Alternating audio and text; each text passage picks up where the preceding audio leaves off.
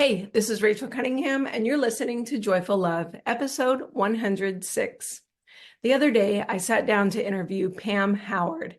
She's a licensed clinical social worker, a former school counselor, and a master life coach for high-achieving moms who want to feel as successful in their parenting as they do in other areas of their life. She's the author of the best-selling book, Less Drama, More Mama. And we had a great conversation about parenting, and I know you're going to love her insights too. Enjoy. If you're ready to bring joy and connection back to your marriage, stick around. Each week, I give you the tools to up-level your thinking, open your heart, and bring joy and fun back to your relationship. Because it's not enough just to stay married. We want to love being married. So this is Pam Howard, and she is a parenting coach that I highly respect. I have been listening to her podcast, and I love her work. She is going to come into the Stoked Marriage Mastermind soon and teach a workshop. And I really wanted to just have her on the podcast and so that you guys could get a taste of her brilliance as well. So welcome, Pam. Wow, thank you. That was such a great introduction. Yeah. I'm flattered. I'm so happy to be here. Thanks for inviting me on. Yeah. So tell me a little bit. I would love to just start with, I always love to know what led people to coaching and what led you to specifically the niche of parenting. Yeah.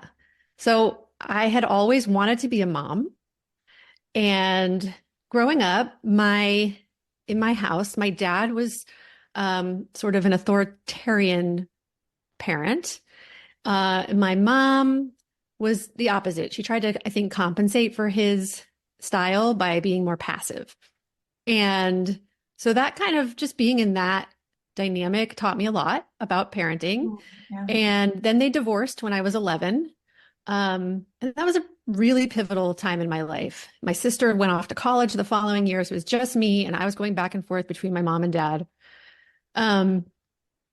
And as a kid, I think I was always like really in tune with my emotions and the emotions of other people. And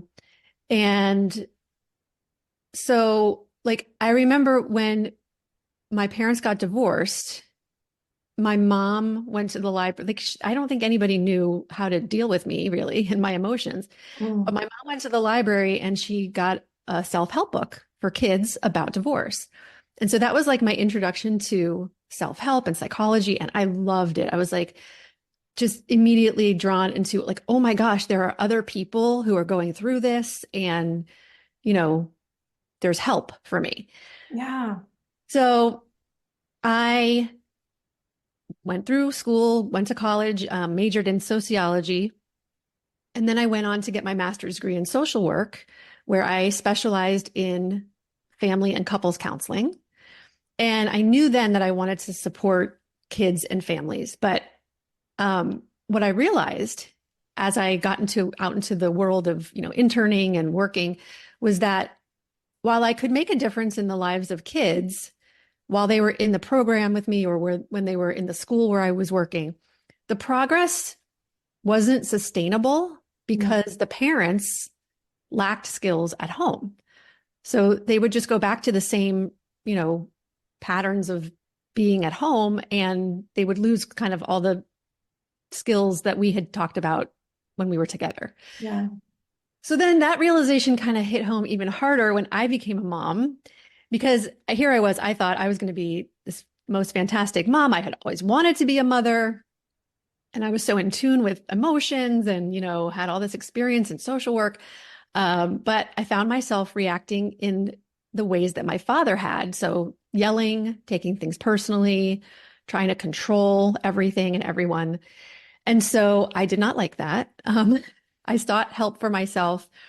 And when I eventually figured out how to stop yelling, how to stop trying to control everything and stop taking things personally, it became my mission to help other moms do the same.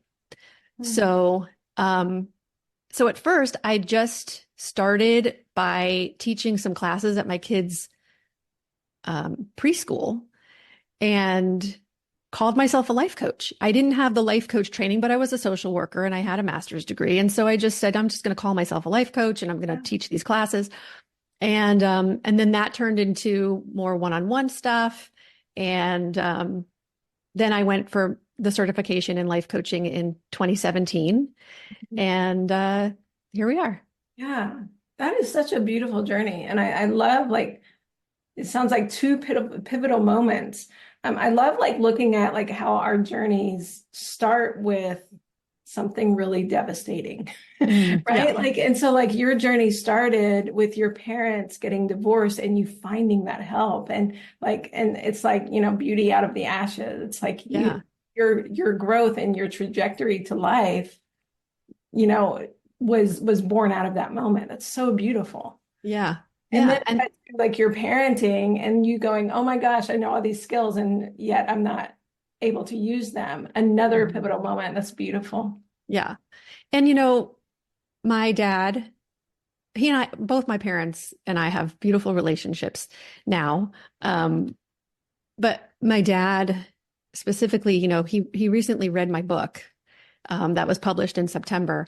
And he was just like, I didn't know. I didn't have these skills that you're talking about in this book. And I was like, yeah, I know, it's okay. And he was like apologetic to me, you know. My mom too, she has said things to me before, like, I'm so sorry that you had to go through this and that. And I said, no, I said, I am who I am today because you Yeah. guys were the perfect parents for me. Oh, I love that.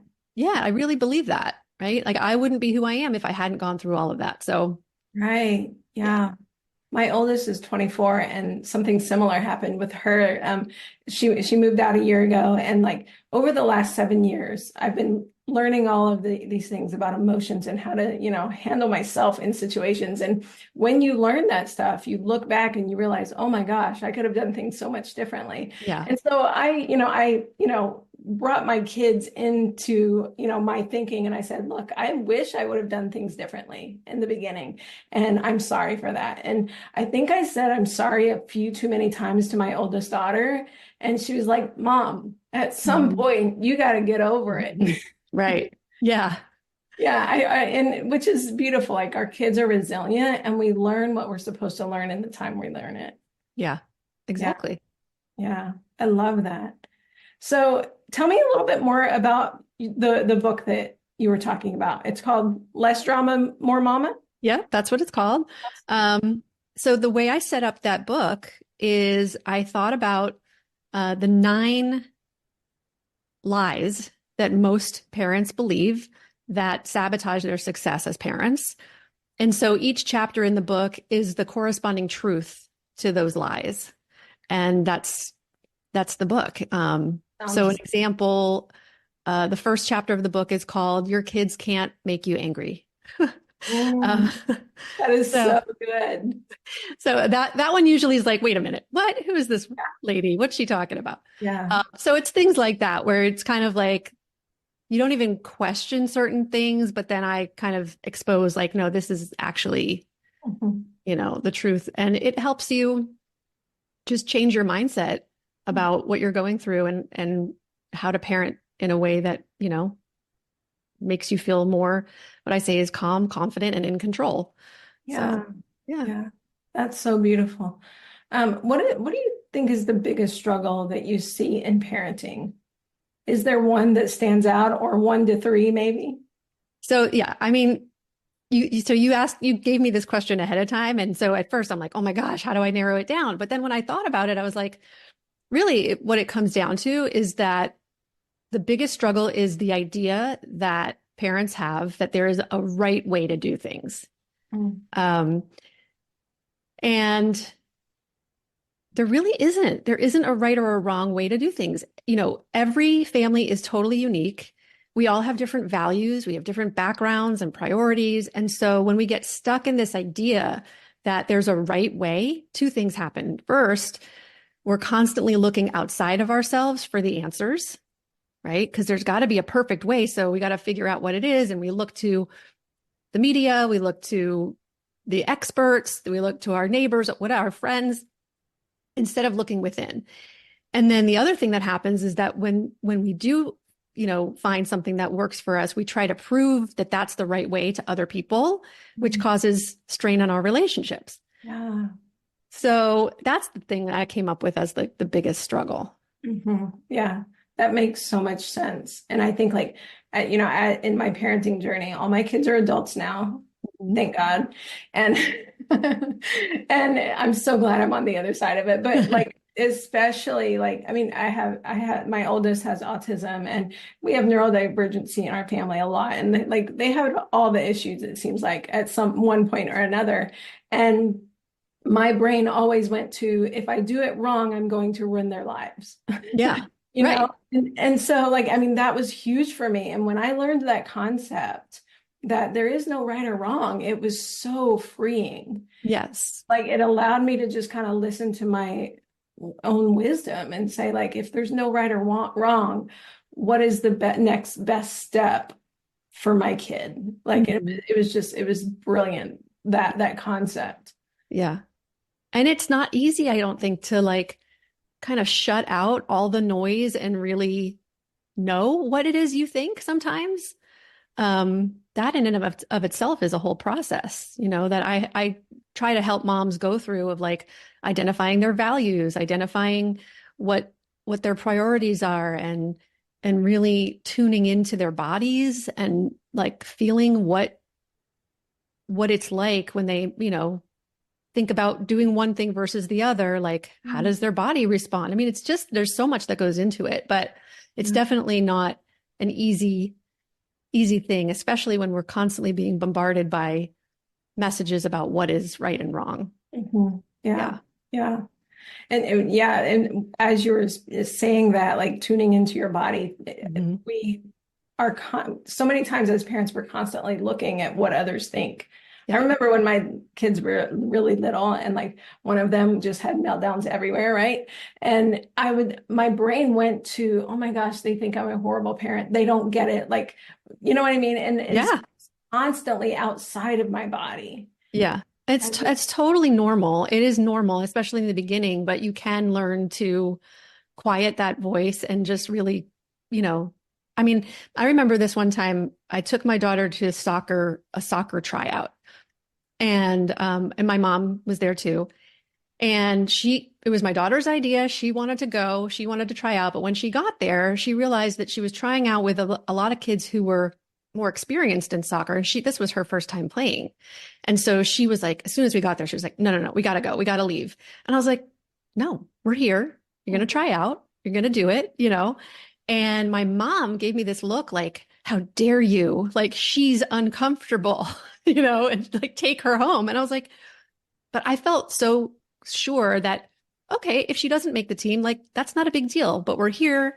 She wanted to try. Let's give it a try, and she'll learn something from this, whatever it is, right? I mean, I didn't know at the time, but I'm thinking, well, she's going to learn something valuable from this. So we're going through with it. And I just had to just say to my mom, like, yeah, we have different opinions about that, and it's okay.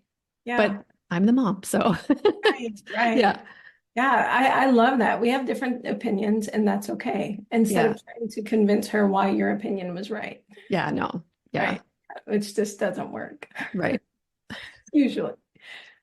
So you had mentioned earlier yelling and how, you learned to stop yelling at your kids. You find that's a common struggle as well? Oh my gosh, yeah. Yeah. That's like the main reason people seek me out, is to help them with that. Yeah. So if they already know that they don't want to be a yeller. Yeah. And they're already trying hard before they get to you. Yeah. What are they usually trying? What is that, what are they trying that's not working, in your opinion? They're trying to reason with their kids. They're trying to control their kids and make them do things differently so that they can stop yelling. But they don't understand that the reason they're yelling has nothing to do with their kids. The reason they're yelling has to do with how they're thinking about whatever it is their kids are doing. And so that's the magic. Like that's, instead of trying to control your kid, it's focusing on how do I control what I'm the only thing I am in control of, which is myself and how I'm thinking about this and how I'm feeling and what I do. I love that. I love that. When I learned to stop yelling at my kids, like one of the main things I started practicing was just thinking, nothing's gone wrong here. And also I also added the thought, like my kid does not want to be screaming at me and yelling at me. Yeah. Right? Like and like, I mean, when you can kind of step outside of your thoughts that your kids are trying to harm you, then you Yeah. can kind of start to get on their level and look at them and say, what's going on? What, Right. and then whatever those next best steps are. Or if you need to set a boundary, you set a boundary. But like when you can look at it as like I often teach like looking at our partners as we're a team. I Hmm. also like to look at our kids as, okay, we're a team. We're going to figure this out. We're in Yeah, this together. definitely.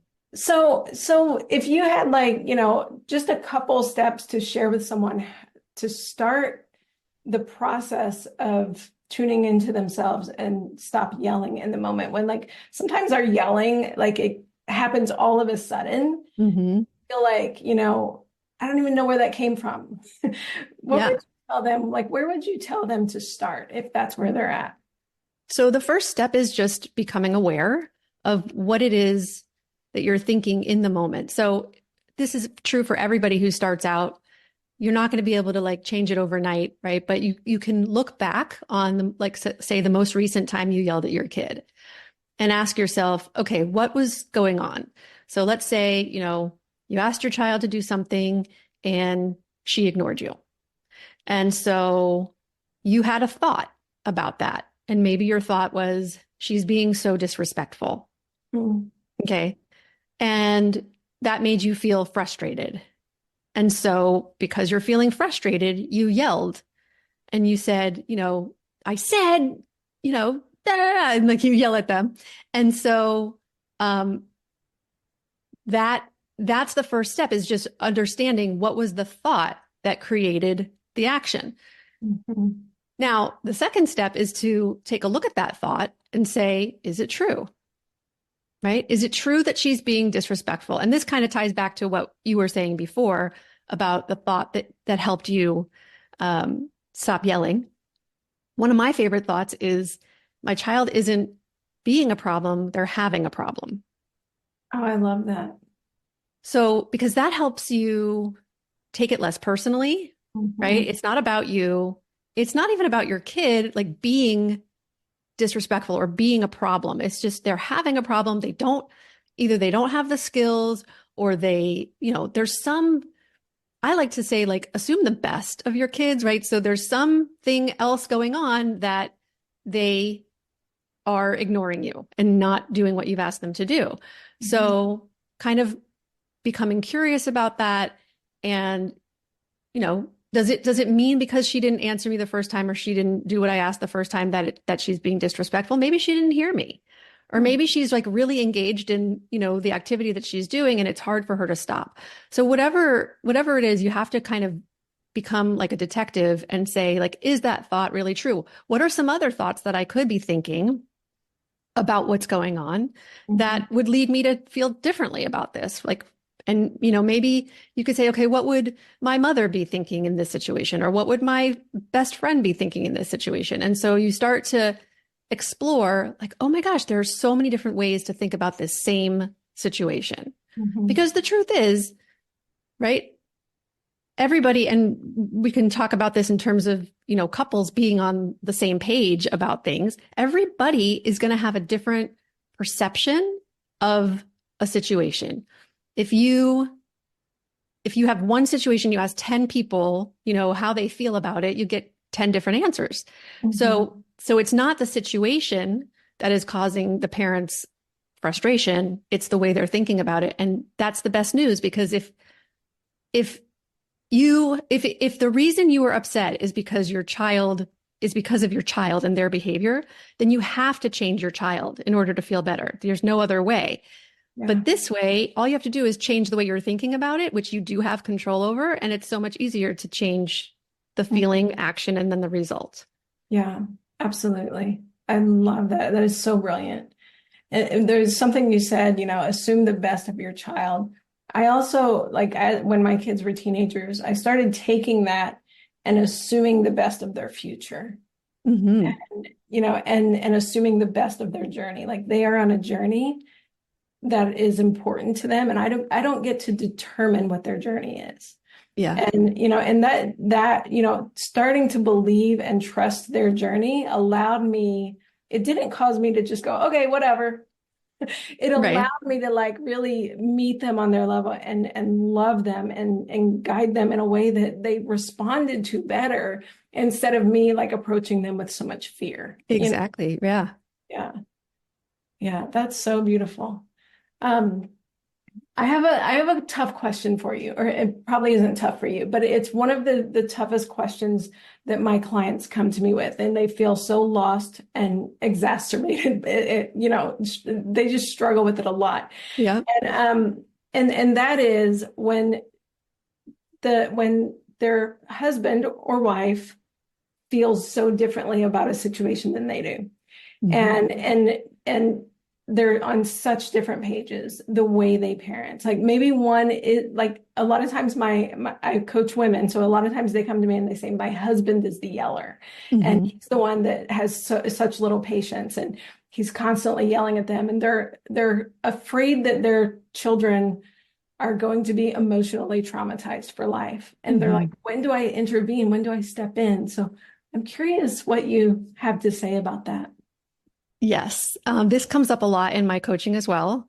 Mhm. Um, so the way that I look at it is I don't think that you have to be, you mentioned earlier being on the same team. I don't think that being on the same team necessarily means you have to be on the same page. Mm. And the way I like to describe it is like being part of a sports team. So each player brings different strengths and responsibilities to the game. A pitcher doesn't micromanage the shortstop, Mhm. and a kicker doesn't tell the quarterback what to do, right? Everyone has their role and they do what they do best.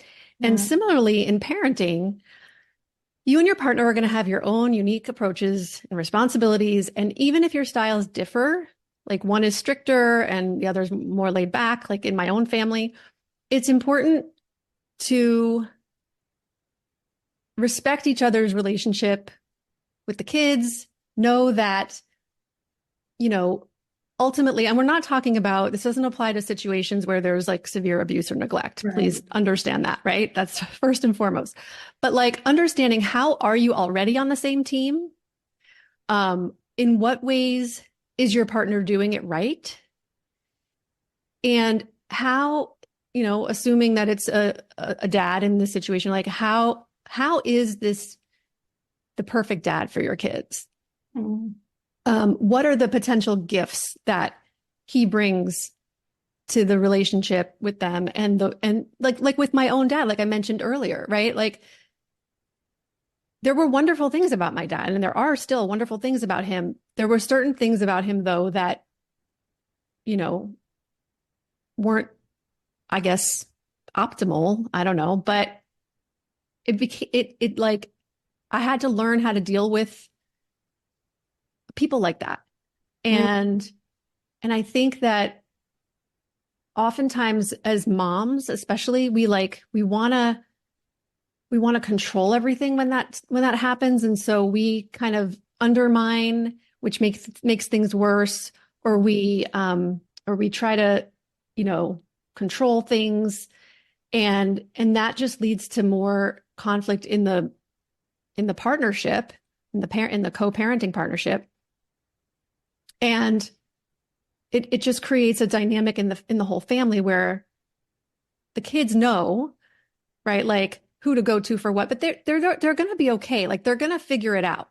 Yeah. And I think a better approach is getting curious with your partner about why they're parenting in the way that they are.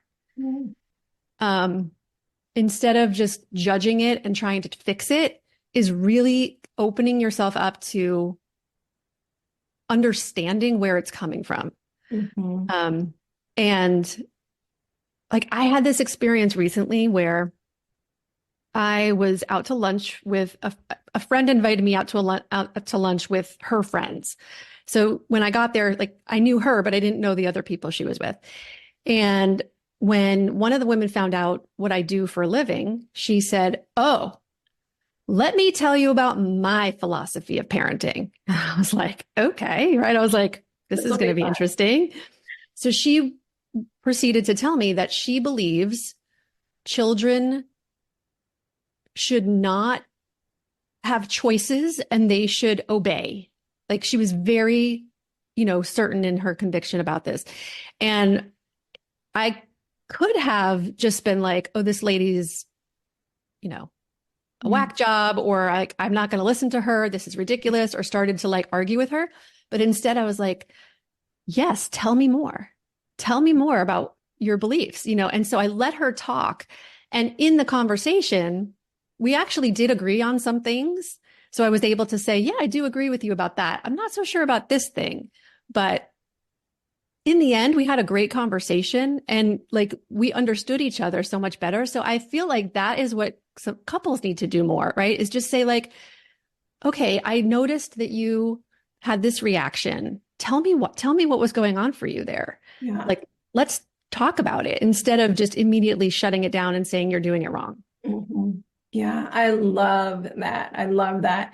And I often teach my clients too, like when you have a conflict with your partner, can you even get excited about it where you can go like, oh my gosh, this is an opportunity for me to know them more. This is an opportunity to dig in and get curious and like Yeah.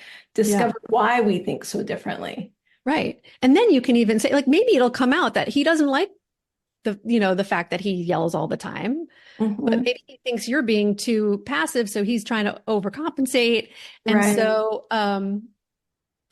you can actually have a really good conversation and then ask each other, like, well, okay, so what can I do to support you in that? Or what can I do, so that this doesn't happen again or whatever. But I think without the agenda of like trying to change them, just the agenda of trying to understand where they're coming from and how you can support each other and be the best parents you can be Yeah. and do what's right for your child. So I don't know, that was a really long-winded answer.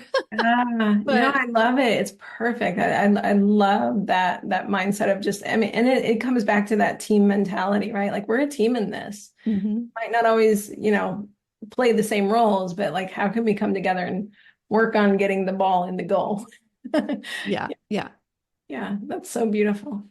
I'm curious, like, do you have any like stories of your clients that really stand out without, of course, without, saying their names, but do you have any stories that like, where they came to you just so desperate and what happened after they worked with you for a while?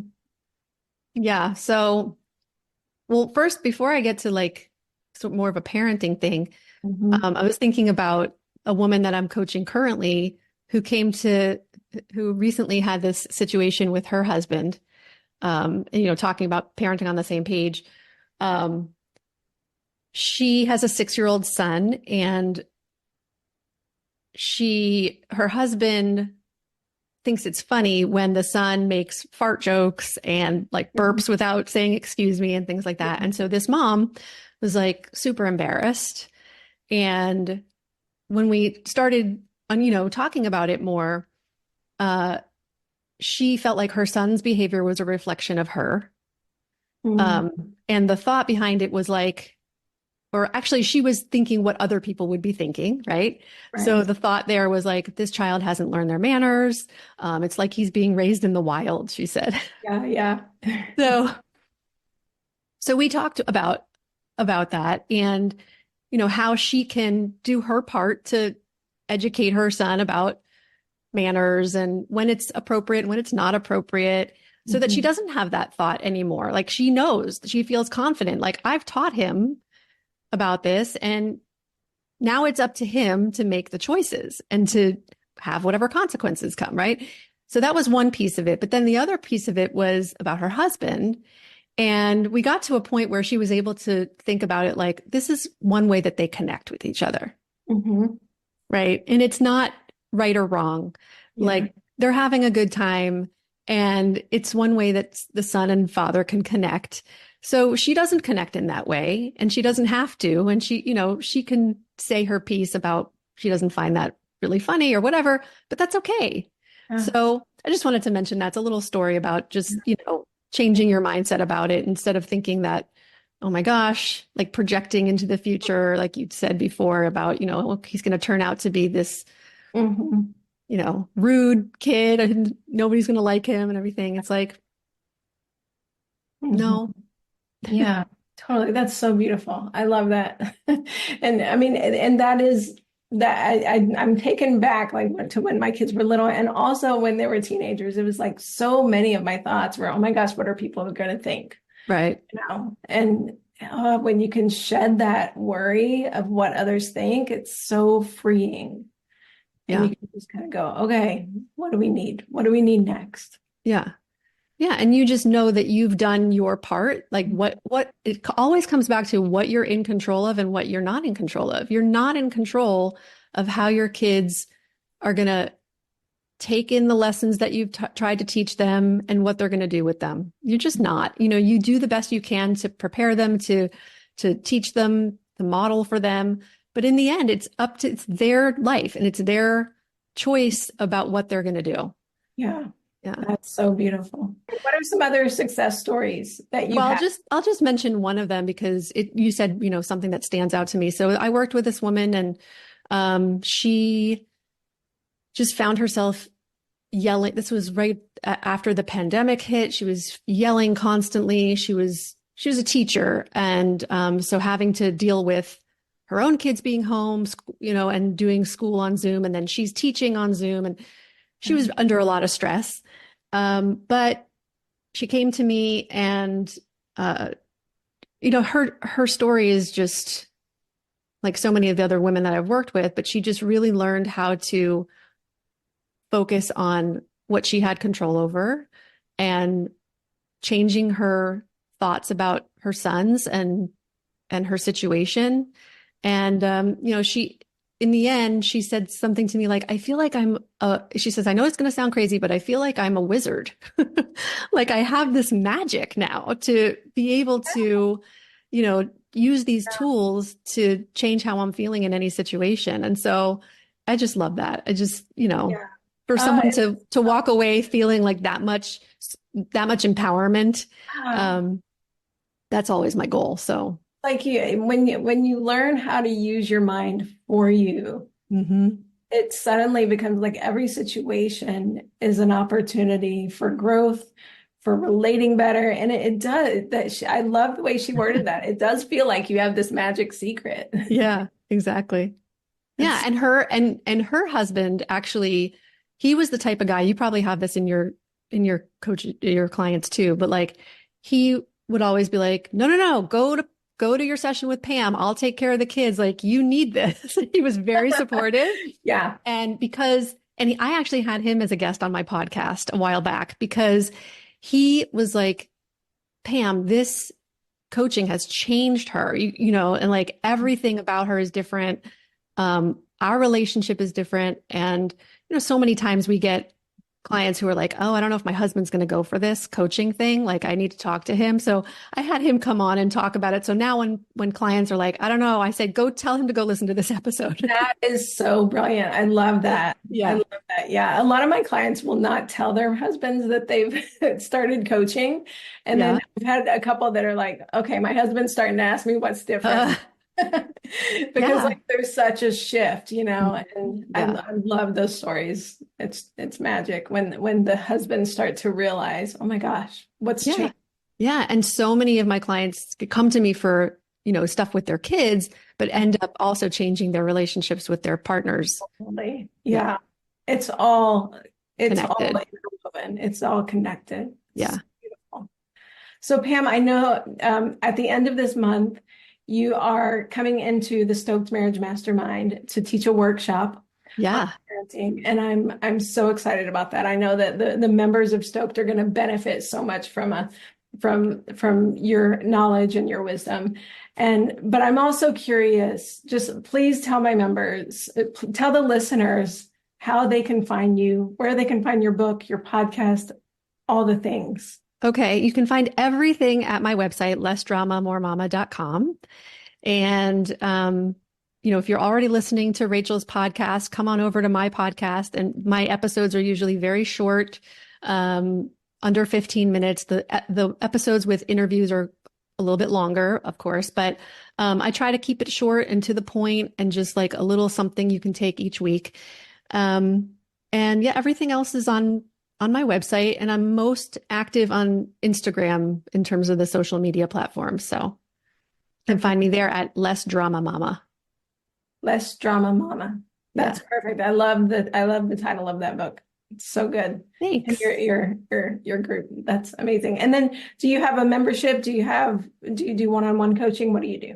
Yeah, so I have a group program, but it's currently not open. So I think probably in the fall will be the next time I open that up. That's called Damn Good Mama. And if people are interested in that, they can sign up for the wait list on my website. And then I also do one-on-one coaching. So I will be, coaching throughout the summer if anybody's interested. Perfect. I love it. Thank you so much for being on my podcast. Thank you. It was so fun. And I can't wait to come to your group. Yeah, absolutely. All right. Bye, Pam. Bye. I know Pam has so much more to share with us, and she's going to do that in the Stoked Marriage Mastermind on April 17th. If you would like to join Stoked and experience that workshop with us, you can go to stokedmarriage.com and sign up today. Stoked is the place for married women. It's where you'll learn how to communicate, connect, and enjoy being married again.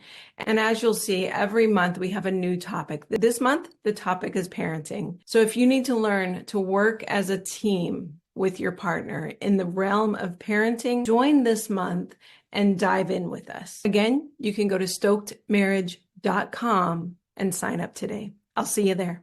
Thanks for listening to Joyful Love. If you'd like to know more about my work, come visit me at rachelcunningham.com. That's Rachel spelled with an AEL, Cunningham.com.